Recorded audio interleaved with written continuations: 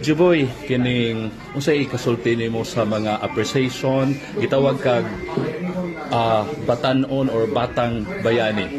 Salamat sa pagpalipay sa Alam nyo ba, ang 15 years old na batang ito ay nagligtas ng mahigit 50 katao sa lugar nila sa Cebu? Yes, siya si J-Boy Magdadaro, isang 15 years old na binata na kung saan nagligtas siya ng mahigit 50 katao,